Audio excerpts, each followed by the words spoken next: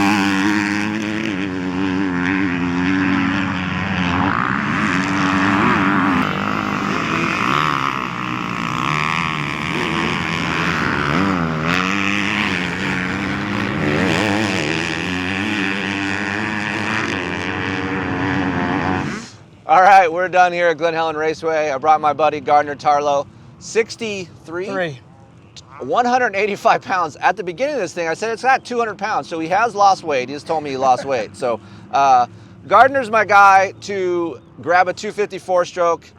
He prefers a 250 four-stroke over 450s. He's the hybrid rider out there, so if you're a guy who rides trails or off-road on the weekend, you like to go moto with your buddies on during the week if you can get out, that's Gardner. So you've had Austrian 250Fs before. This is the first time I think you have a Rockstar Edition? It's actually the second Rockstar Edition. Okay. I think you might have given me one in 23. That's where I experienced the rib seat. Okay. Kind of a little hard on my back. Yeah, we're going to talk about that rib seat. I have some things to say about the rib seat as well. But first things first, so just jumping on here at the track today, we've had some rain in Southern California. You heard a lot about that in our videos. Once we actually have rain in Southern California, our tracks become just much better. We actually have moisture, we can have some ruts, and it's just better for testing purposes. A lot of sand today from the hills to get washed down on top of the track. So a good test for this motorcycle.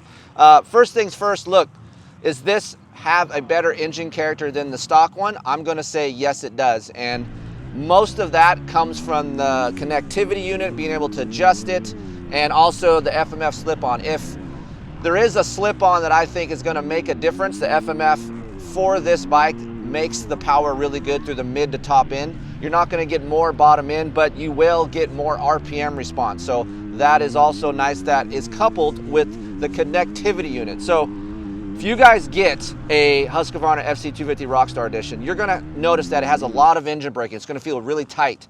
You're going to want to get into that app and just dial down that engine braking all the way until it says the lowest point. And that really frees up this engine. You can have a lot better of a chassis feel entering corners. So the first 6-7 hours, turn that thing down and your bike will be a little bit more friendly as it's braking in. But these bikes in general, Austrian bikes in general, are just harder to break in. Suspension and engine, they're really tight.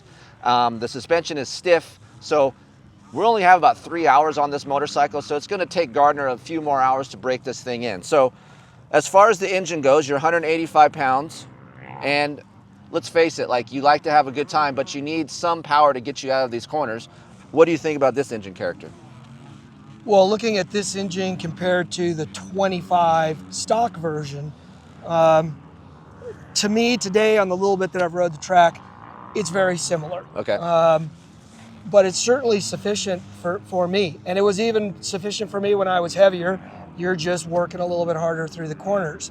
I like the motor. I like this chassis. You know, I really got comfortable on the 25 stock version. Probably put 21 hours on that. And I think this bike just needs to be broken in for it to be even better. Do you notice how tight it is for you compared to the other bike, or no?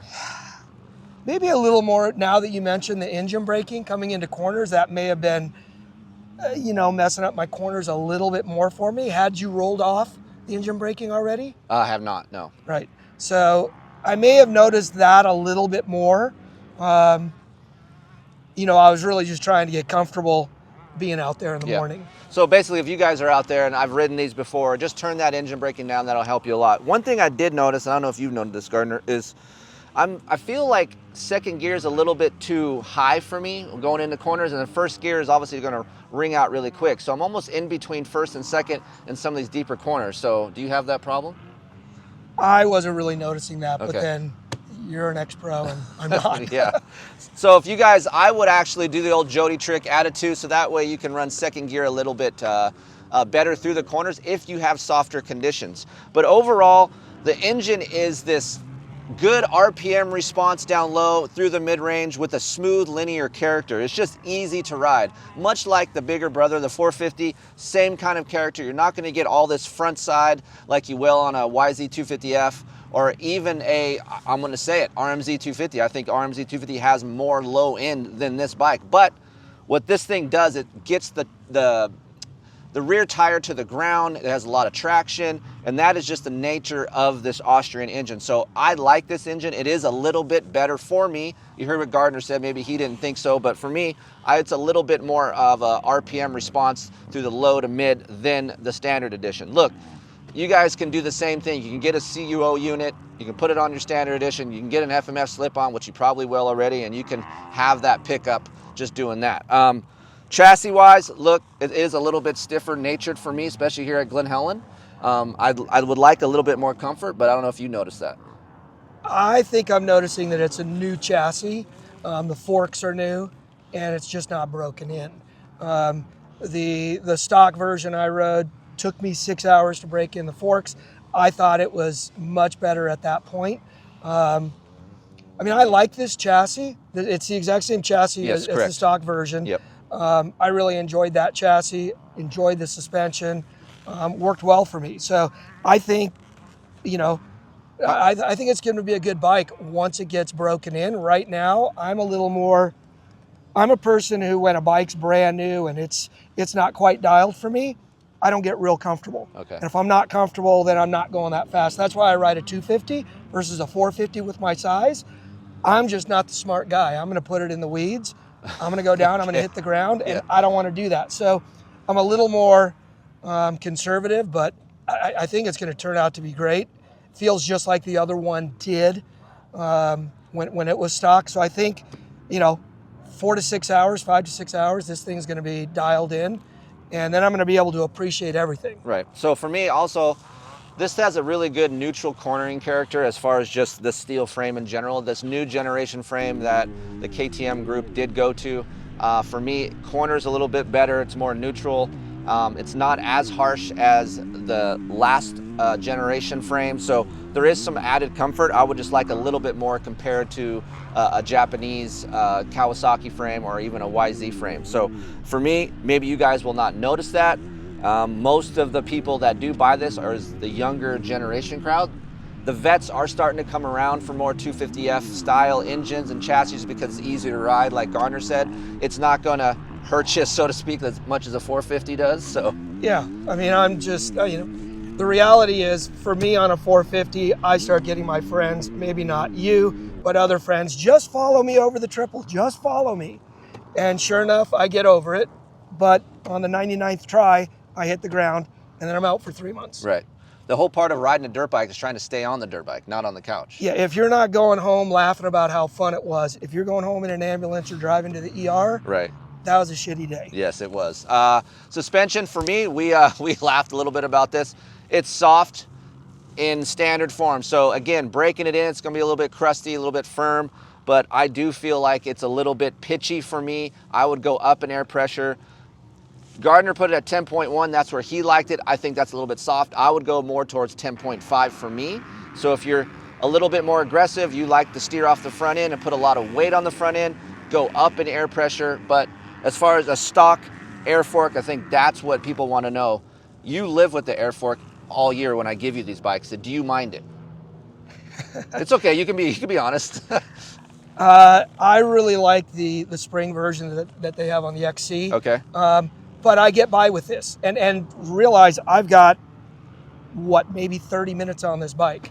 So I've not really dialed it in. So I don't mind the air fork. It's certainly gotten better. I don't ride a 450. I hear more people complain on the 450s how troublesome an air fork can be. It's less so on a 250. It was certainly less so on a 125 when I rode my 125 with an air fork. But you can get by with this air fork. So it's not going to make or break your day having an air fork. No, I'm going to get this thing dialed in the next 4 to 6 hours. Yeah. And I'm going to be racing around just having a blast on And this. You can drive away having a smile on your face. Totally. Okay. So there you go. So when I'm talking trash and I'm nitpicking this thing, you say, Keefer, you're dumb. I don't want to believe you. So you can believe him. He can live with it. I need a spring fork. I like more front wheel traction. Sure. Just like what he said. Does he prefer a spring fork? Yes. But having this air fork is not going to make or break your day, and it performs well enough where you can have a good time on your motorcycle. Obviously, if you're buying a Rockstar Edition or a higher end motorcycle, you're going to want it to perform, and I still think it does that. So I wouldn't stress about listening to me too much about how I nitpick the air fork. It does have, from older generation air forks, these newer style, what WP did, the newer style air fork does have way more comfort. It isn't as crusty on the top of the stroke, so they are improving the technology. It is getting better. I just would like to have that technology go a little bit faster and get a little bit better in a quicker manner. But nonetheless, it does work pretty well. As far as the aesthetics of the bike, just the looks of it, I don't know if you're a big looks guy. You might not be the typical vet guy that want to bling out your bike, but I feel like this is the best looking Husqvarna they have out right now. Yeah, when I picked it up, I was thinking this thing is sweet looking. Yeah. Yeah, I mean, as far as its colors, the Rockstar Edition. You're an older guy. Do you like the Rockstar graphics, or do you care? I don't really care, but I like it. I mean, to me, I saw the split triple clamps. I thought, okay, that's going to soften up the front end. For me, I was looking at it more from a performance point of view. Right. I'm like, I come to the track Tuesday, Thursday. If my back hangs out and we've gotten rain, I go to the hills on the weekend. As far as bling goes, I'm not a bling guy. So you're more like me. You're more performance driven than you are aesthetically. Like, yeah. I want stuff to look. So unlike Eddie, you guys have seen Eddie on the show, and Simon's smiling behind the camera right now. He's more looks driven. A couple things that are different. Of course, you got a skid plate. You got a front disc guard. Just like Gardner said, you got the split triple clamps, which do help the bump touch of the front end, that slap down, that'll give you a better feel through your handlebars. It's nice to have a good handlebar on here and a pro taper bar. Overall, the last thing I want to say, good brakes. It is a little bit of an on-off feel clutch. I was out here riding with Simon doing some photos, and I do feel like the engagement's pretty narrow. I would like a longer length of engagement. And also the seat. Look, I ride a lot. You think my ass would be in shape for this, but I'm telling you guys, the gut seat ribbed cover does its job, but maybe too well. Gardner prefers a little bit of a smoother surface, maybe not the ribs. I would actually like the gut seat without the ribs. And they do make that. And that, to me, would be, but that's what I would do. If you ain't wearing a chamois, just be careful out there, because it'll scrape you up a little bit back there, and it ain't too cool. Then you might not be smiling on the way home. But overall, it is a very fun bike to ride. I would like to say that the vibration, I'm stickler with vibration. I didn't feel much vibration today within this motorcycle. So that is an improvement over the standard model as well for me. I feel like the standard model has a little bit more vibration than this model, maybe because of the split triple clamp. I don't know, but that is an improvement as well. So overall, Gardner's gonna ride this thing. You can get more information over at KeeferInkTesting.com as we move the hours along on this thing. And of course, if you have any questions, Kris at KeeferInkTesting.com. That is that virtual door for you guys to kick open, peek in, say, hey, I need a question answered, I'll help you out. And as always, 12 issues, $30. Are you a Racer X subscriber? Wow. I am. Wow. But I don't know if we could put that with like a big, like a Family Feud. That's no good. So you like to read books. You know what? I go to your site. Okay, that's good enough then. He's all right. He can stay then. We'll see you on the next test. We'll be back here in a couple of weeks. We got some new, more new bike intros. And guess what? 2026 bikes are coming next month. Wow, already. Wow. So we'll see you next month with some new bike intros. See ya.